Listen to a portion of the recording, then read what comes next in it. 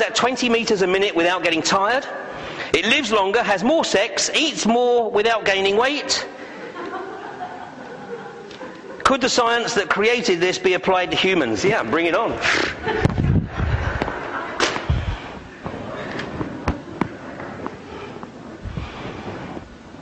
They're telling us, it's in our face. You know, we are a nation addicted to pills. Not because we want to be addicted, but because the pharmaceutical industry needs us to be addicted. It's critical. Big Pharma has a very, very simple philosophy.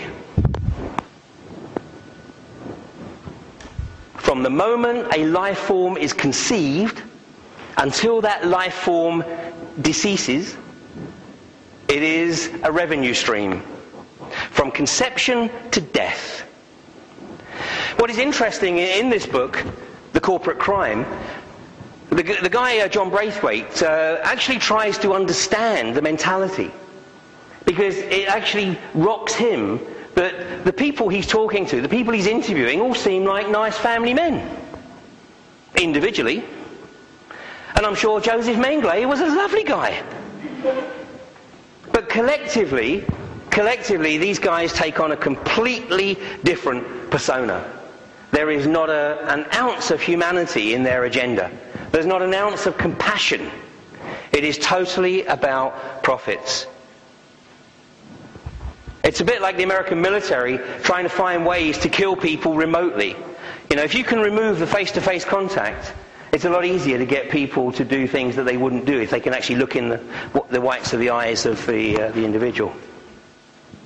So Codex. Codex is a very, very complex structure, and I mean, this is just sort of an introduction. But Codex consists of 27 different committees looking at a whole bunch of different aspects associated with the entire food chain. And you can look at this yourself. I will give you some websites later on to look at it. But there's two particular committees that really impact on everything else. And that is these two here. And this is the Nutrition and Foods for Special Dietary Uses, which is hosted by Germany, and Food Labelling, hosted by Canada. Now these two committees impact on all of the others put together. And so when I talk about Codex, in most cases I'm talking about these two committees. Because it's these two committees that are really setting the trend for where we're going on moving away from the choice of organic food and away from the choice of complementary and natural health care. This statement, and you have to forgive me for using the quote because this guy is a lawyer, so he has to use 100 words when probably 2 would do. But this is, I think, a pretty good summary of the whole thing. He says, Codex is the political equivalent of the current toxicology manuals because it endorses and promotes for international trade and consumption in the whole wide world everything from pesticides to irradiation, genetically engineered foods and synthetic analogues for drugs and nutrients in preference to biocompatible natural substances. Now what we're talking about here is the process of gradualism. So, if somebody says to you, oh, organic food, we're still going to have access to organic food in 2010, they're probably right. They're probably right. But if somebody says, oh, we're still going to have organic food in 2020, right now I would say they're probably wrong. Because this is the process of gradualism, and what the Codex committees do, because they're under phenomenal pressure from the pharmaceutical companies and the likes of Monsanto, they do it through gradualism. So it's little by little, push a little. And then every now and again they'll give a little, so they take your eye off the ball. I mean, as in France recently. In France, they said, okay, and what was announced in the media is the number of acres dedicated to organic farming would increase. And that was what hit the media. What they didn't say was that the number of acres that was going to be handed over to GM crops was going to increase at 3 times the rate. You have to find what's not written. So Codex was actually started in 1962, and I'm quite prepared to believe that the people who originally dreamed up the concept were, erring on the side of benevolence. It was only after the likes of Monsanto and the likes of the pharmaceutical industry saw the potential for reaping the benefits of Codex that they started to get on board here.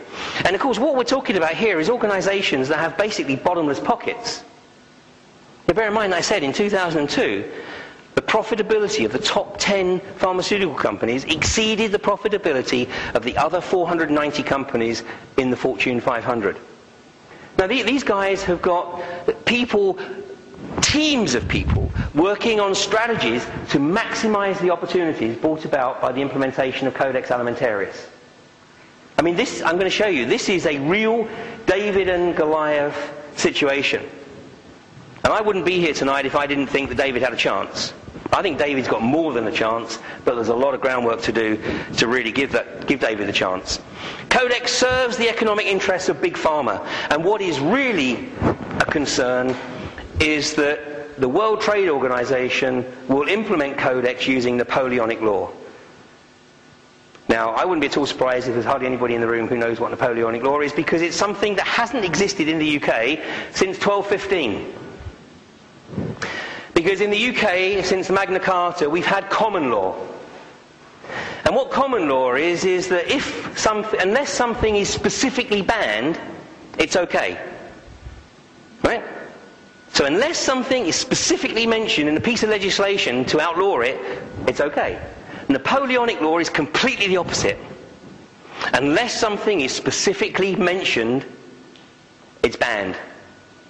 And the way the pharmaceutical companies work and the way the food companies work is what they're trying to do with the Codex committees is make the testing process so outrageous and outrageously expensive that the only people that can afford to get things on the approved lists will be the Monsantos and the pharmaceutical companies. Nobody else will be able to afford to go through the rigorous tests that you have to go through to get a product onto the approved list. I mean, this is outrageous. It's completely outrageous.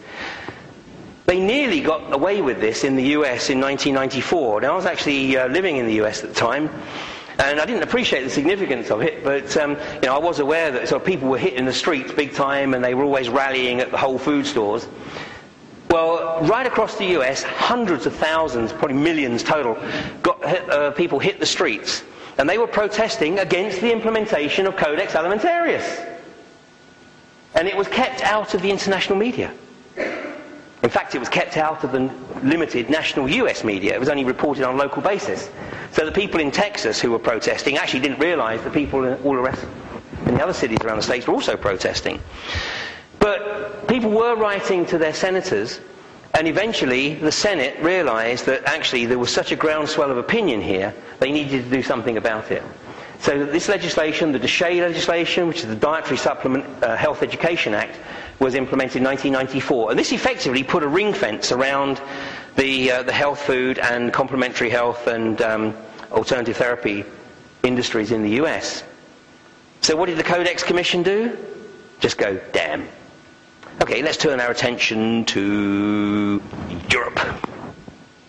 So for the last 13 years, they've been, trying to eat away at the protectionism of the individual countries within the European states. They've been working on the basis that none of the European countries talk to each other, which they're right about. The British government has washed its hands of this. So, you should write to your MP, as I will talk about later. But the British government has completely washed its hands of this. The British government has said, we'll just do whatever we're told to do by the EU. Okay? Which is basically what has to happen anyway. Because the EU issues two things, directives and regulation. And if they issue a regulation, basically that is law. If they issue a directive, what they're saying is, look, okay, it doesn't have to be law right now. We're going to let you go through the charade of making it look like you're making the decision. But you have to actually implement the legislation. All the privatisation that's going on, it's not this government making the decision to privatise the industries. It's like the German government's not making the decision to privatise the Dutch railway system, or the French making the decision. It's EU directive that's coming down the chain. If you don't, there's some brochures at the back here on the EU, and I mean, it does actually try and spell